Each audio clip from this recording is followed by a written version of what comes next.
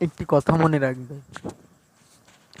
যখন তুমি সফলতার কাছাকাছি আসবে তখন তোমার আপন মানুষ তোমার কাছ থেকে দূরে সরে যাবে, তোমার ভালোবাসার মানুষ তোমার কাছ থেকে দূরে সরে যাবে, যে তোমার জীবনে সব কিছু ছিল সে তোমার কাছ থেকে অনেক দূরে সরে যাবে।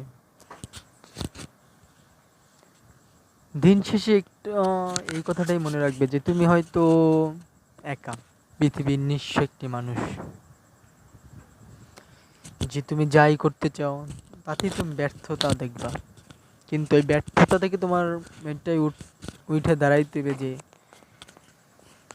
তোমার সামনে হয়তো সফলতা আছে। যে ব্যর্থতা থেকে তুমি শুরু করবে সেটাই তোমার সফলতা আসবে।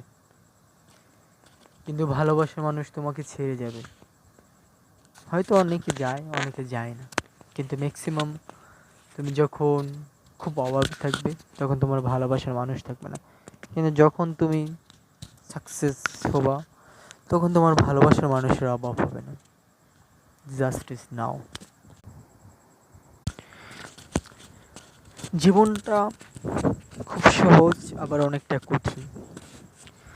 যদি তুমি কঠিন ভাবো হয়তো তুমি পৃথিবীতে বেঁচে থাকতে পারবে না,